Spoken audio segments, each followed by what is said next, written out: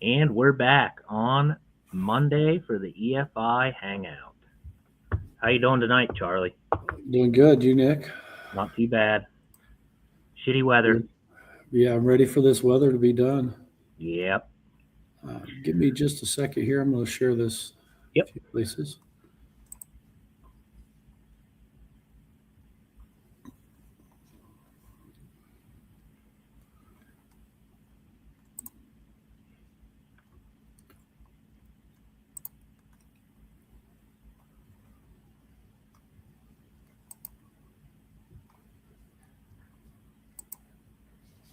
Okay, maybe. This is doing something crazy here.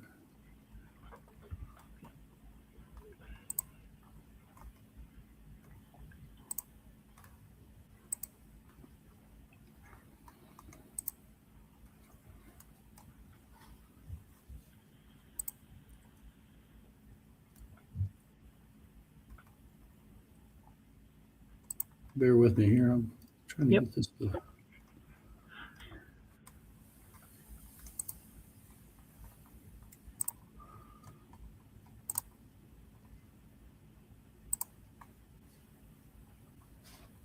I've got to go to a couple here. And share. All right, I think we're ready here. All right. Got a few people in here, so all right, it's Monday. Been a crazy last couple of weeks for me. I don't know about you. Yeah. Actually, been pretty darn busy myself. Pretty big. Haven't told a whole lot of people, but we did update our fleet here. Are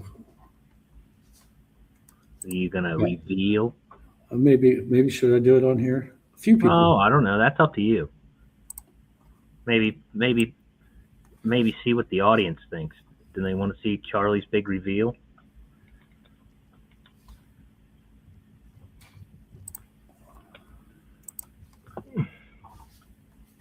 I posted a little video of the exhaust, a cold start on the page, but Wyatt Young's watching. That's good enough.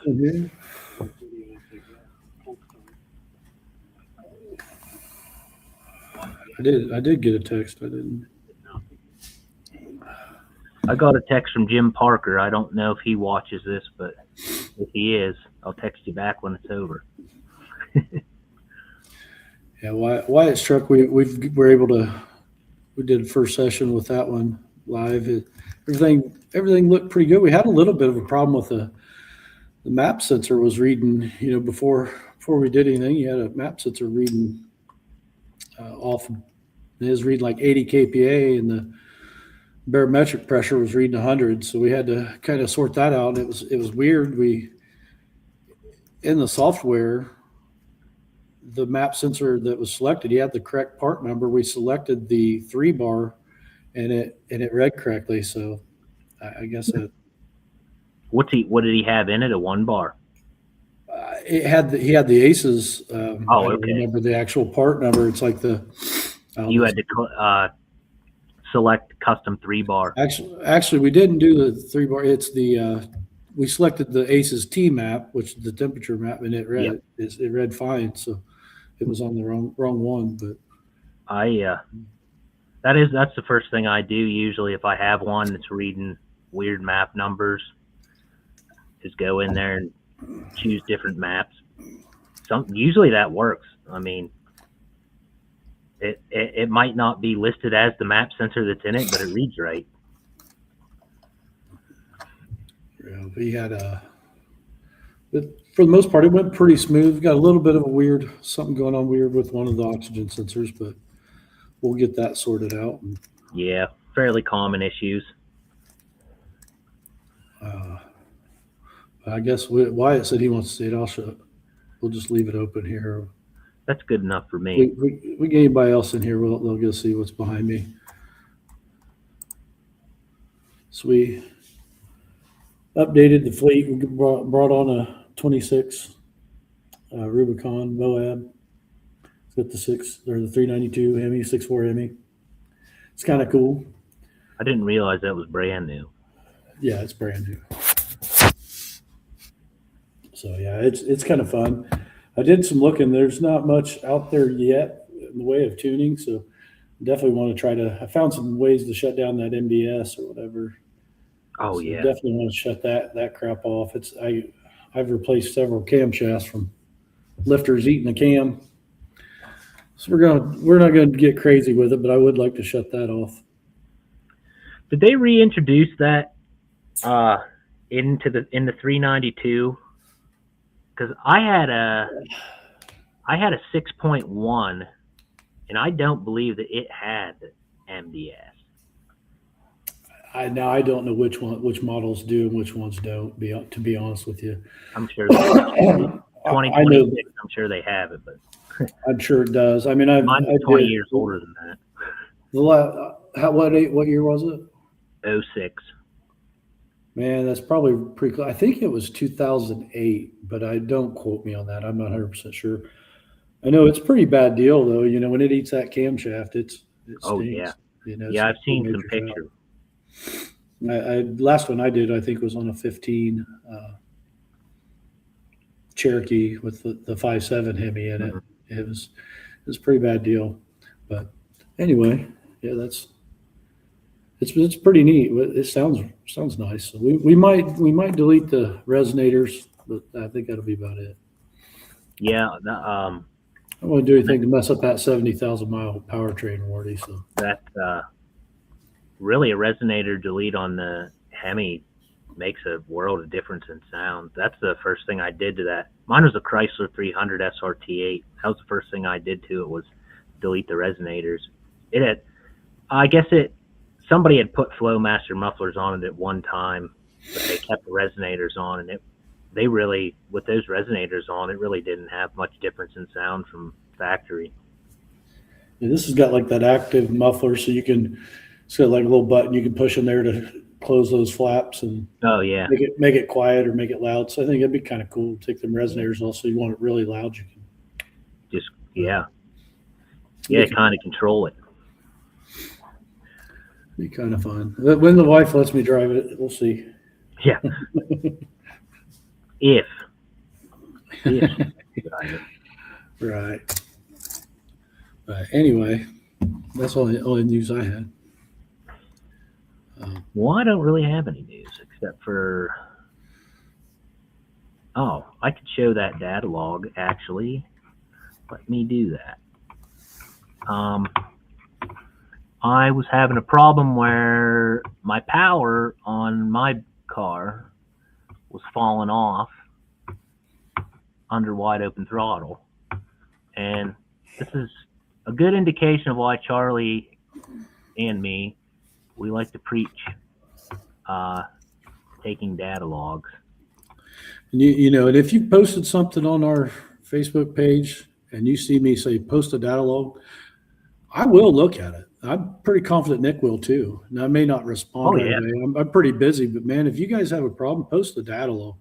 Because really, sometimes you're kind of chasing your tail. The thing is, the data doesn't lie. When you have a problem, that's going to show it to you.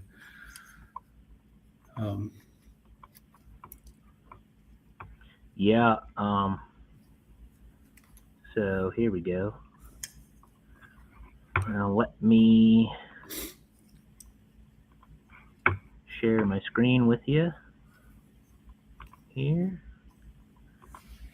And I'll just explain this a little bit. Oops.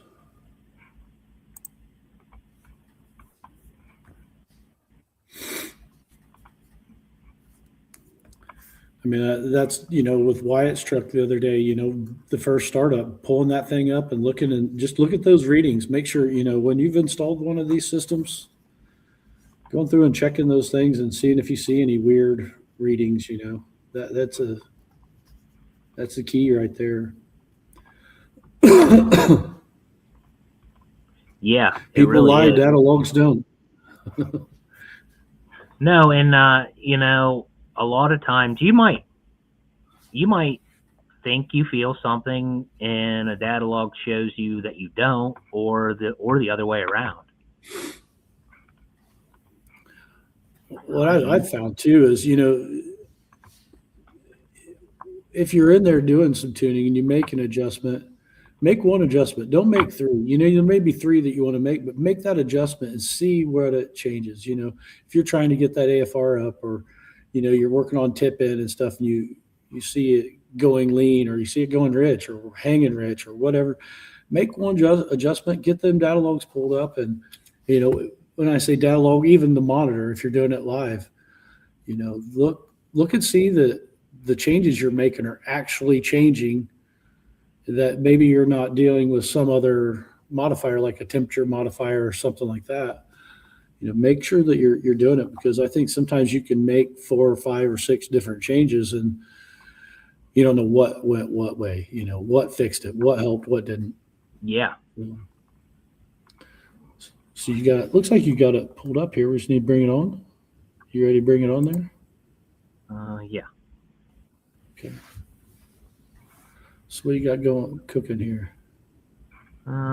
Is it showing up? I can see it. Okay, I can see it. Oh, that's the wrong screen. That's one thing I don't like, is how the data logger is separate from the. It's kind of its own floating window. Yeah. My computer doesn't want to let me. Technical difficulties here for a second.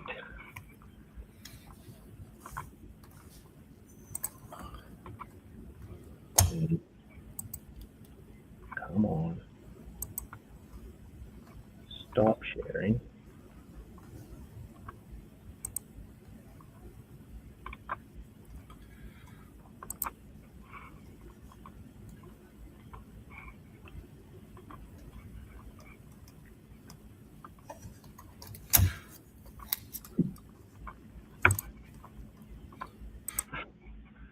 Yeah, I don't know if I'm going to be able to get it to bring up data log.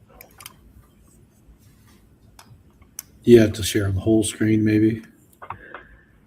Yeah. That's what I had to do the last time, was share everything.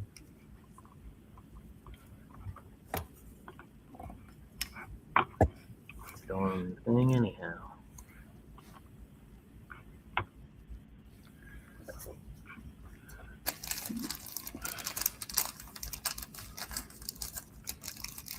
Yeah, and I think maybe sometimes when people have posted that, I will comment, post a data log. If I comment that, feel free to send it to me too. If you don't want to, maybe you don't want to post it in that comment. Yeah, shoot it over to me, one of us. I'll take a look at it. I'm the same way. But really, to help somebody, I think you have to know that data. Sometimes you might be able to make an adjustment. I see people say to go to this or go to that and crank that up. Man, post the data log. There's a lot of good tuners on here. There's a lot of experience in this. So, the more information you put out there, the more somebody might be able to help you. Besides me or Nick, that's what we're trying to. We try to help where we can.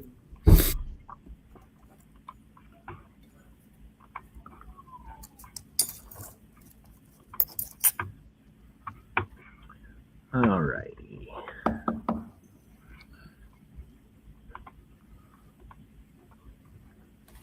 There we go. There we go. So, bear with me here. Right. So this is a third gear lockup, mimicking a dyno pool, right?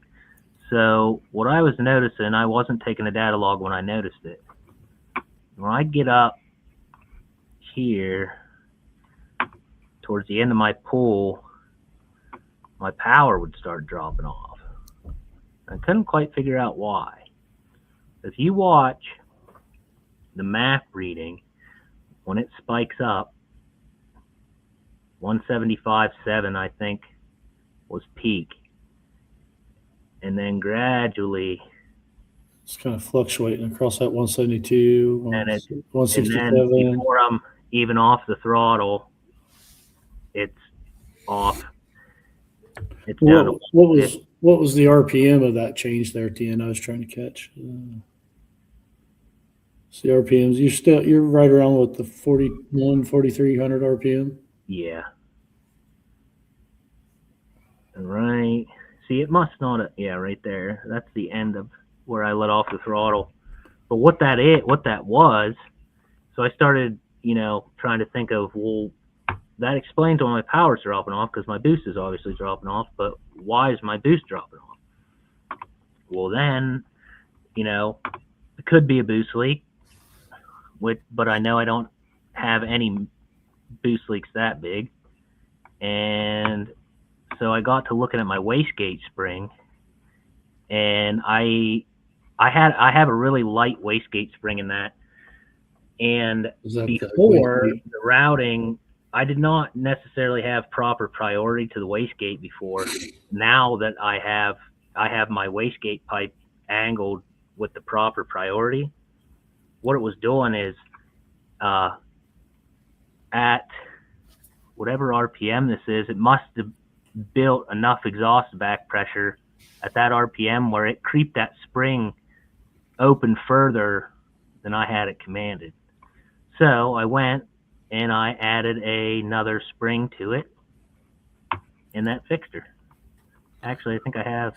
So that little bit of bounce we're seeing there is that the spring we're seeing? I think it's the spring. I think it's the spring fluttering.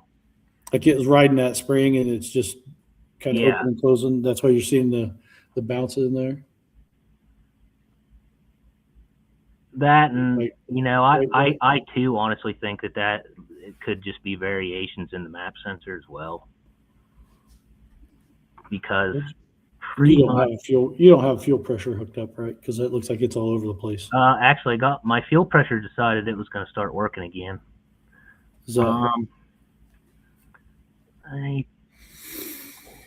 I don't know if I took a data log. I don't know if I took a data log since I fixed it. I just monitored. And these ones too. This is where I was trying to. This is another really good thing for data logging too is target AFR and actual. So I have this lean spike here as I'm rolling into the throttle, and then it's bringing it back down. And this one actually is, I had done a little work to it where it didn't overcompensate and go super rich, but she was leaning out on me a little bit up here. So I'm surprised when that's your throttle when you're coming up that it stayed in closed loop that whole way. Usually I guess it depends on what pedal position you got to. Yeah, see, this was not I rolled into the throttle here. Okay. I started real slow. Because if you went very fast, that should kick out into an open loop, right? Yeah, how many that was it seems longer, but I think that was probably 352 by the time I got to actual wide open 357. So 5 seconds of rolling into it, I guess. This is my. And that's the way to do it, because again, I try to coach people when we are tuning. Roll into the throttle, roll back out of the throttle. And you can see kind of right there where Nick looks like you jumped out of the throttle pretty hard. I jumped out of the throttle immediately because you can see where the AFR starts going crazy out here. All right. That was me hitting the rev limiter in third gear at 40. I guess you can see right that area right there where you're at when you hop out of the throttle, everything just kind of goes haywire for a second. So, some of that data you need to ignore in a sense, because if you're whacking the throttle wide open and then backing right back off of it, see, that's hard to really do anything with. You're going to have some, especially if you're looking at air fuel ratios and you're trying to get those dialed in. And I am I am kind of proud of my decel tuning. Where a lot of data logs you see, it just goes all wonky and lean. I kind of got mine to where it's a little rich on decel, but I kind of got it to where it stabilizes coming down off the throttle instead of going lean. Now, that's follow timing and decel areas in the VE table, as well as air decay and all that shit. See, this would have been where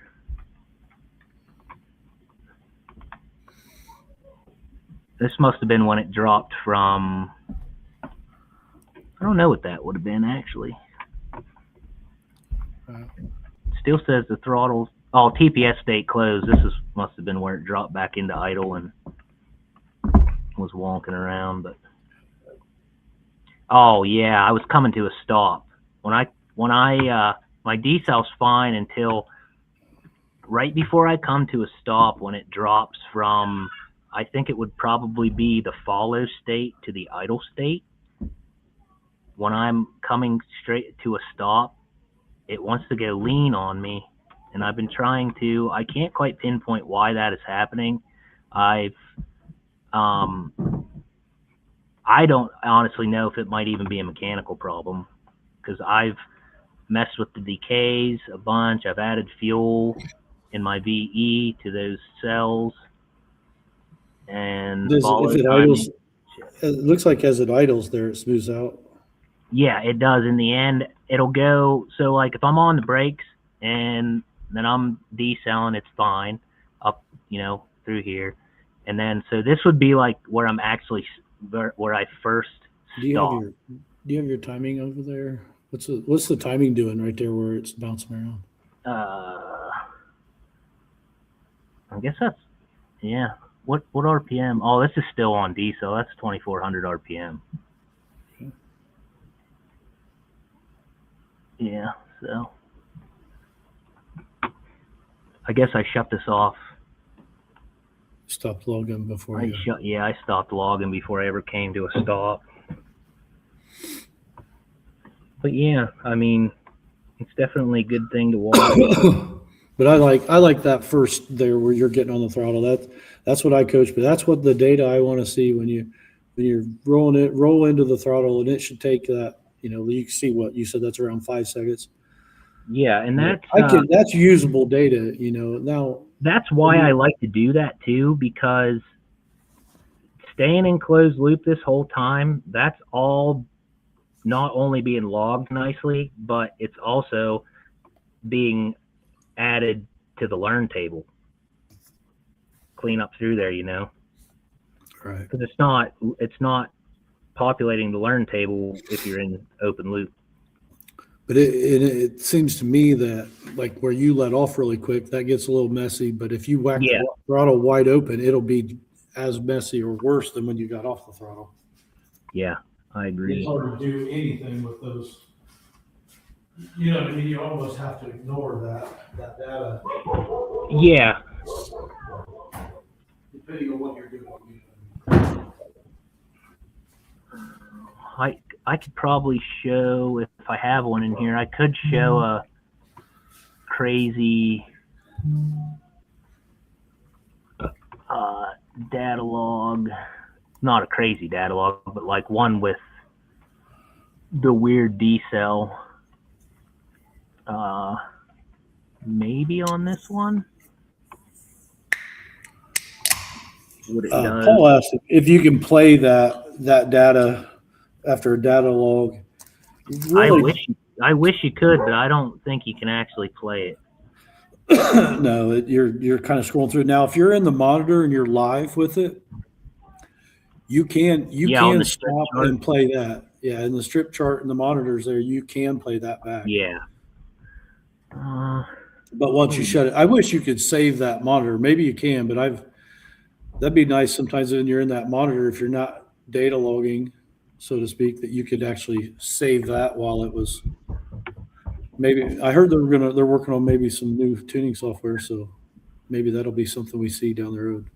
See, this is, I don't even remember what this data log's from. It's so old, but see how that AFRs like that, and but how it matches what the timing's doing. Right. That's why I asked on that, what the timing was doing on that other. So a lot of times I think that's where you're kind of in between cells, whether it's fuel and timing, you start seeing some of that bouncing around. Some of that's just a matter of a timing change or whatever you these need are to all do there. reps. Getting your fuel, where you're kind of bouncing between one cell to the next. Bryant brought up a really good thing, which I don't even know that he knows that it was a really good thing. In a comment last night, he said about if you have your AFR set, your target AFR, and you have it somewhere between like 13.5, 14.1, 14.3, something like that, and guys are saying, well, it's rich. It's like, no, it's not rich. Your AFR is reading 14-1. And the really good thing that he said was that if it's smelling rich at idle, you're not having enough timing advance.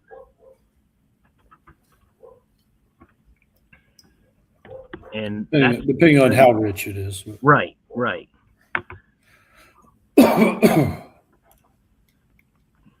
If you're in that area, like you're talking about 13.8, 14.1, you're somewhere high 13s, low 14s. And what fuel you're running, that makes a difference too, I would assume. You're running 93, you got 10 or 15% ethanol. Technically, you're at 14.1. 13.8, 14.1 on ethanol, fuel with ethanol in it, you're probably pretty close to where you need to be. Yeah.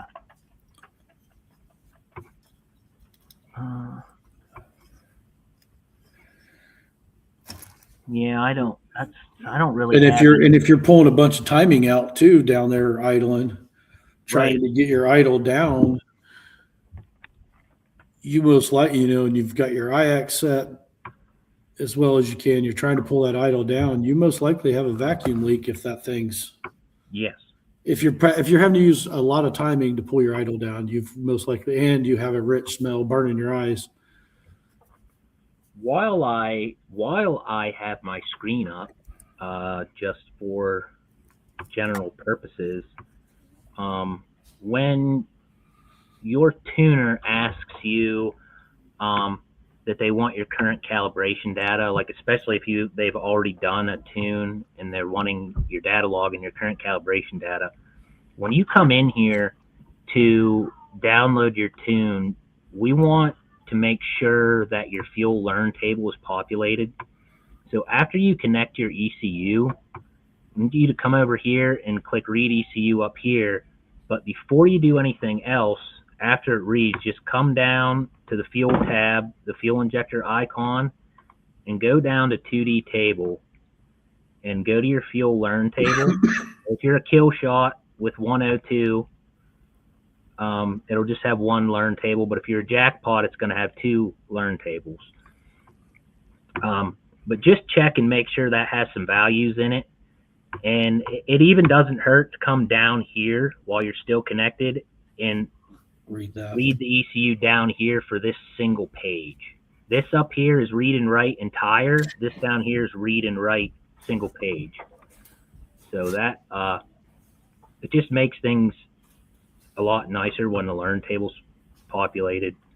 For me, anyway. The data logs help, but I really like. I spend a lot of time looking at the learn table.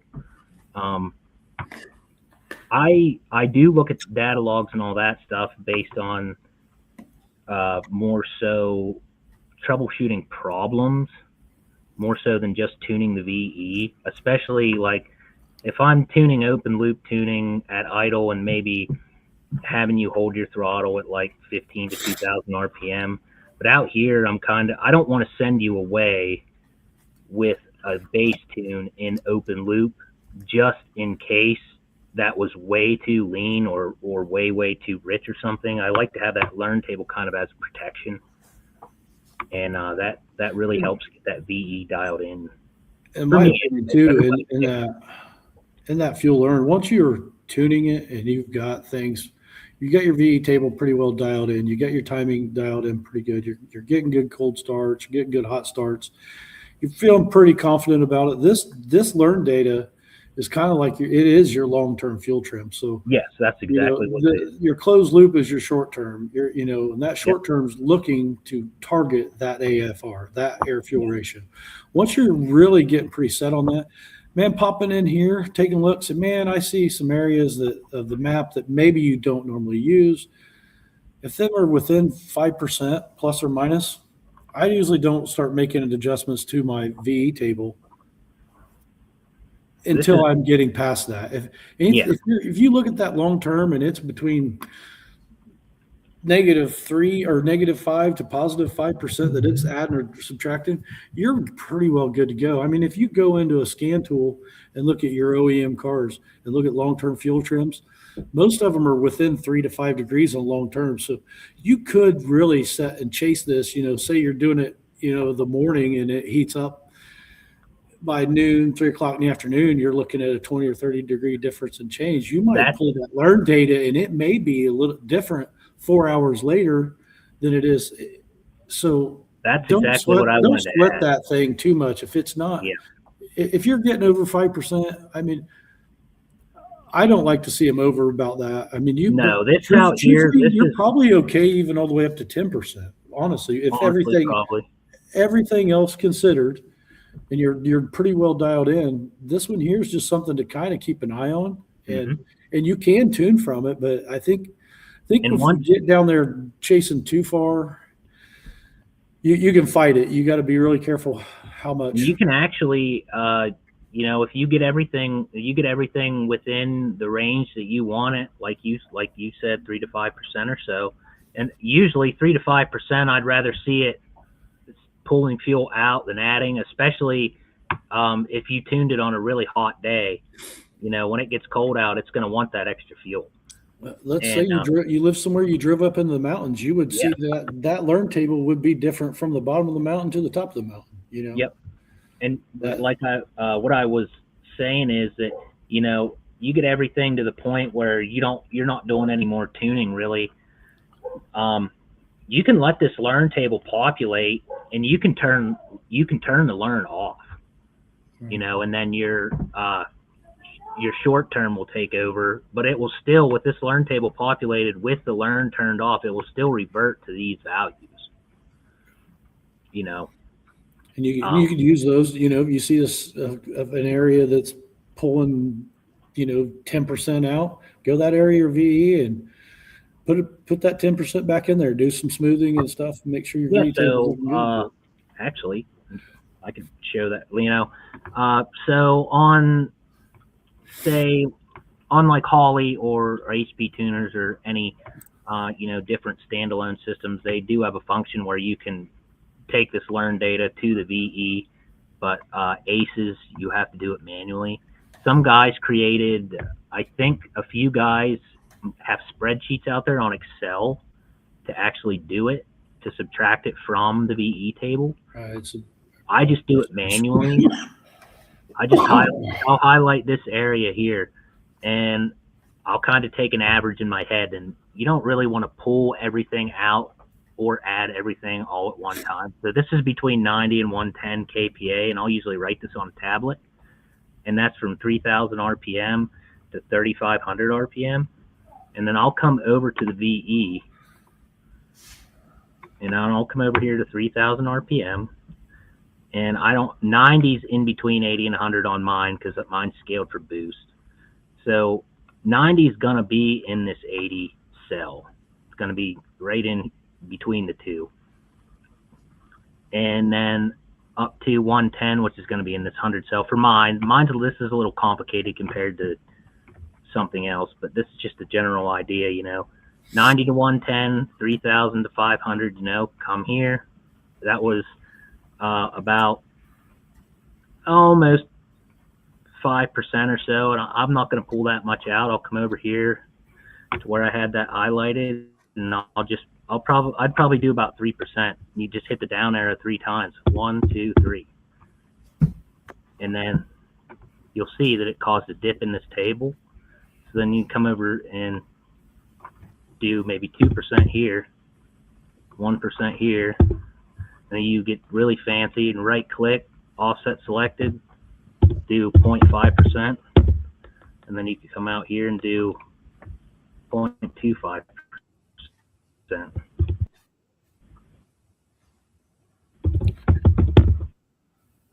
And then you can do that all around this table, so it's a nice. And this is actually the VE table for my car. This is my cruising area. It does not. You can see when like that turbo comes in, area, can't you? But you can see when that turbo comes in right there. Yeah, it's actually. I didn't get up in this area again. The last I added some up here, it was still lean up there. It was about 5% lean, and yeah, and then if you get it really close, you can highlight around the area, and then you can come down here to the smooth button and kind of smooth that in. When I get this far into the VE table, I don't really like to use that smooth button too much.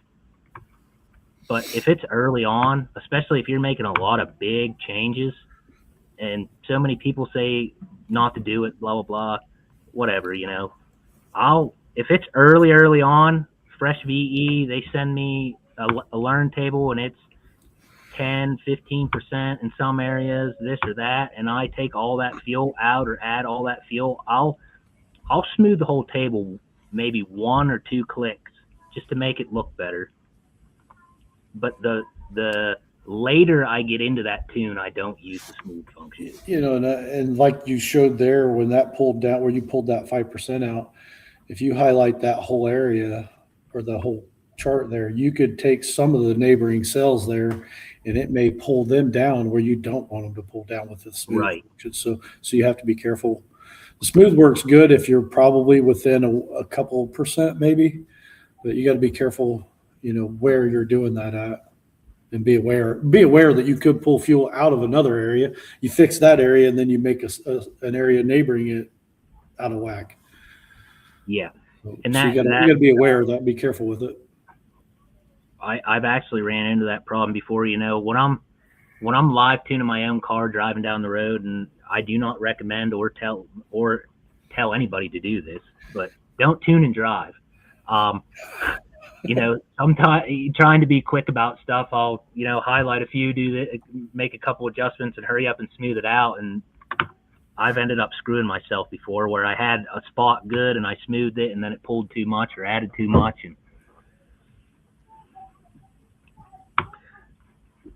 But yeah, I thought that was really good. Something for people just to know. I mean, it's really, it's a learning process for sure. Do you have those screenshots I sent you last night? Also about like data logging from the handheld. A lot of people don't know about selecting those things that are. What screen? We could probably pull that from Facebook or Mark. What screenshot did you send me last night? Let me see if I can pull them up. In Messenger? In Messenger, yeah, the screenshot of like the handheld. Oh yeah, I know what you're talking about. Where to data log that? I'm gonna quit sharing my screen real quick so people don't see the nudes you sent me. Done busted me out with the feet pics, man.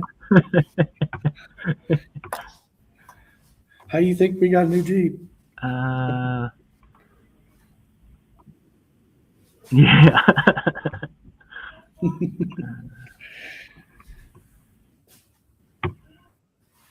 So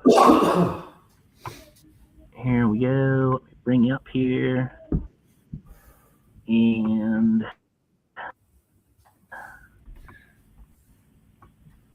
well, my internet's being slow tonight.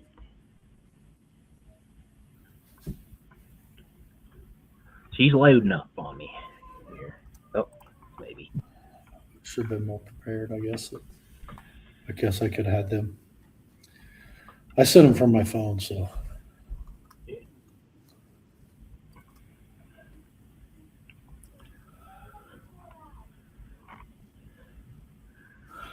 Paul says that last revision was awesome.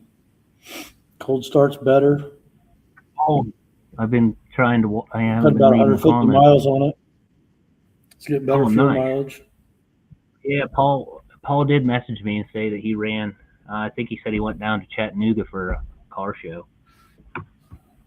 Nice. He was fighting some electrical stuff, right? Yeah. Wasn't he the Yeah, one that was sounds like he's got some of that stuff sorted out now. Yeah, he said the extra grounds really made one hell of a difference. That's good. Good. I think I finally might have found them.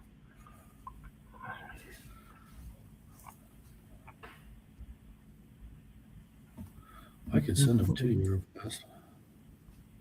Here we go. Gonna let me click. So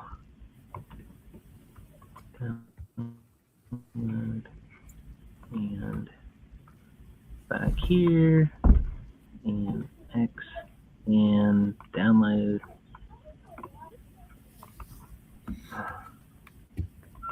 Okay. Okay. Let me get out of Facebook and share my screen again. Looks like you might have locked it. Oh, there you are. There we go.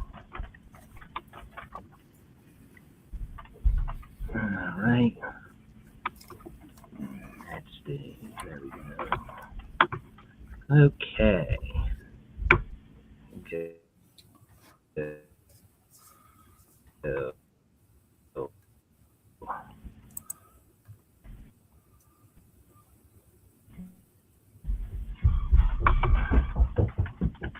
So here is the first one.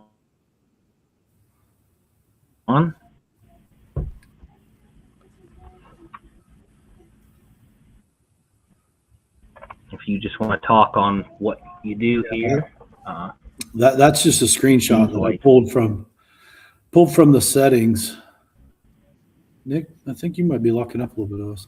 But anyway, this is a screenshot of just your handheld, and you go into your settings and then log object. The next screen, he pulls that one up. So when you hit data log on your handheld, it's only going to log a few parameters in there. There's a few things that it'll pick up and a few that it won't. Do you have the next picture? Yes. I'm going to turn my volume up a little.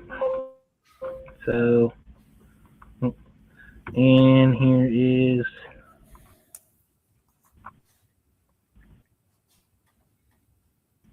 the next page. Yeah. There you have sensors, what all's being logged, your idle, ignition. Each one of those tabs has different parameters in there. Go to each one of those and make sure to select all. And yeah, it's going to use a little more memory to data log all of that, but when you send, you're going to have all the data that it can record or log. So that one, a lot of people I feel like do not know that's in the settings. And there's some, I think there's only under sensors, I think there's only like 4 things that it'll data log the default in there. So go into your handheld and definitely get all of these selected. Especially if you're not using the tuning software. If you're trying to pull your data log and pull your tune files off to send to somebody, make sure that thing's logging all the settings.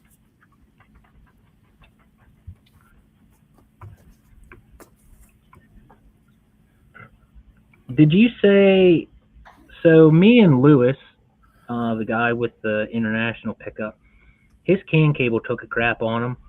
And when he was waiting for a new one, he was trying to send me his tune file via his handheld and the thumb drive. Now, I could get his whole tune file, but it was not populating the learn table. Now, what would he have had to have done differently there to populate the learn table? See, I haven't seen that problem. I have got one customer that uses her phone because she doesn't have a laptop to use or whatever, doesn't have the tuning software. She uploads the tune file, the current tune file. So I'm not 100% sure if she's going. I think she's erasing it each time. Okay. So she's not leaving, because I think you can have like 5 different reads of the computer in there. I think what she's doing is reading it, and that's what's allowing it to populate that learn data. She's reading it right before she saves it, and then she transfers it to the flash drive, pulls it out, and puts it in her phone and fires it off with the email.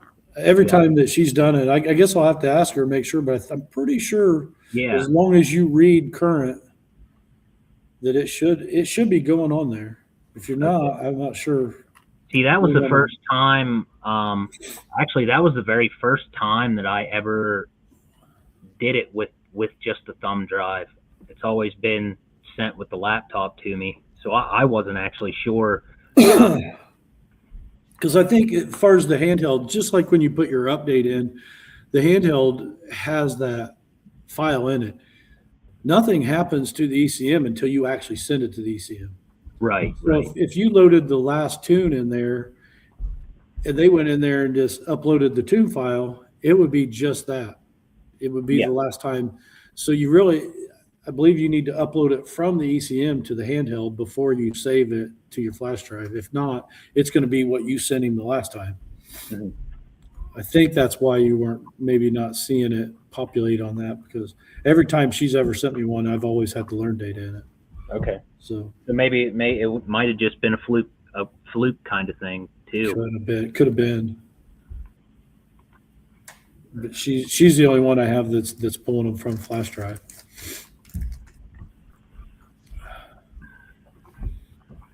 Nice. Yeah, that was pretty good. We got some pretty good information out there for the ASUS software anyway. Yeah, I hope that helps somebody, and to start look, if you make an adjustment to it, pull that strip chart up, watch that data, start learning that, you'll see exactly where you're having problems, and going in and making 5 or 6 different changes, whether it's acceleration versus TPS or any of those things. Sometimes it's easy to hop onto Facebook and somebody say, hey, try this, or do this, or change this setting to this. I have similar situation. Do it, but pull that strip chart up and make sure it's actually fixing your problem, because sometimes I think that you can chase it by just making changes and not verifying it's actually happening, or it's happening the way you want it to happen. Right here, this little guy here looks like your heartbeat. That's your strip chart. That's a live data log. That's what that is. And you go over there to the settings, and you can pull over whatever data you want to see in that strip chart.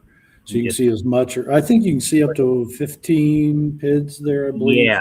When this bar on this side is full, that's all the more you can do. Pop in there real quick, Nick. Show them how you got to move. It's kind of weird to move those around too. Oh yeah. So just say ECT. You're gonna want to click on it, and then you have to make sure you click the over arrow. If you don't click the over arrow, it won't. And that before for some reason we're not seeing that. Are you in the settings? Oh crap! For some reason it's not showing. I think it's because it's a pop-up window. It's showing on Facebook. Say on here we're not seeing it, but. Let me try again here. Oh yeah, it's a pop-up window. That's why. Hang on, let me change to. I forgot that it did that. Stop sharing. So. That one takes a little bit to kind of figure out how you can move things around there. It's a little different. That's also where you can select your imperial or metric units. Okay, so how about now? Yeah, that's more like it. Okay, so you'll want to come over here and you'll click on this, but you have to make sure that you click the over arrow to bring it over to the other column. If you don't click the over arrow and just click save, it won't bring it up. And you can even pop in that search up there if you're looking for something that's something specific, like say push air or something. That's one that doesn't show up. Push air, push target air. Yeah. Search it. Anything that's maybe ECT, engine coolant temp based, or and then you got your airs too. Don't sleep if you're having problems. Don't sleep on these airs. They can help you. And then once they're moved over to that left or the right hand column, you can actually move them up and down and put them where you want in that column too. So I can move this where if I want if my wideband is my main problem and I want that right at the top, I can move that right at the top. Or you can change your line colors for each one. Change scales. Then when you click save, it brings everything up. And then obviously, when you're connected to the ECU in your vehicle sitting here running, you're gonna see the lines. Basically, it's like watching the heart monitor of your vehicle. And the same thing, if you go to the actual monitors there, you can modify that, which one down from the strip chart there. If you don't like seeing it in that area, it's just down from the. And then you can. This is the stop start button. See, I'm not connected, and then you can turn this into a floating window as well. So then if you're watching your target AFR or something, and you want to go and have this up. See, when you start getting a floating window up, and maybe it's just my laptop being on the cheaper side, it's kind of slows things down in the software. So I will minimize it and pull up what I need to pull up, and then I'll go back down here and pull it back out. So you can change the size of it. You can have this up while you're watching your VE, and if you're connected too, you can also track on your VE table or any table, and see what cells you're actually running in. Pretty neat. Like I said earlier, Facebook's great. Sometimes people are there trying to help.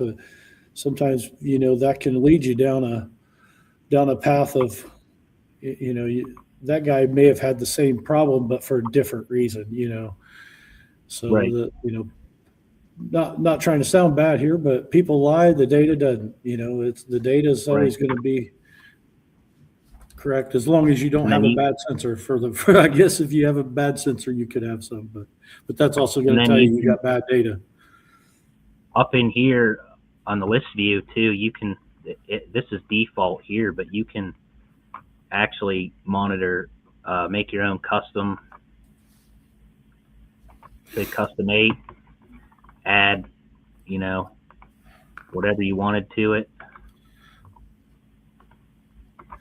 But Nick, I'm gonna have to hop off here. You guys could stay in here. I mean, I've got to hop off. I actually have a tune scheduled here in about a couple minutes. So. My wife. I think I smell dinner up there, so I think I'm probably gonna hop off here myself. Let me get off here so we can. It's good talking to you, man. We're gonna do this. We may move this a little later on Mondays. I don't know what everybody thinks on that, but if you got any comments or you want to come on here, or if you got any ideas of better time, we might move that a little. But yeah. Anyway. Yeah, I don't know. Just a general question for people. If you want to reach out to us, we were just. We've been debating on different days to do this too. Not that Monday doesn't work for us or anything, but we didn't know if maybe a Sunday evening works better for people. Winding down, getting ready to go to bed, or watching TV or whatever. Or if that would work better more so than a weekday. Until it gets nice, then Sunday evenings you won't catch me. If I got internet, I'll be out on the boat. You might be able to do it, but if my car's not blowing the oil cap through the engine hood, I'll be in it. All right, guys, I'm gonna get out of here. Good talking to you, Nick. And hit us See up, you man. later, man. Later.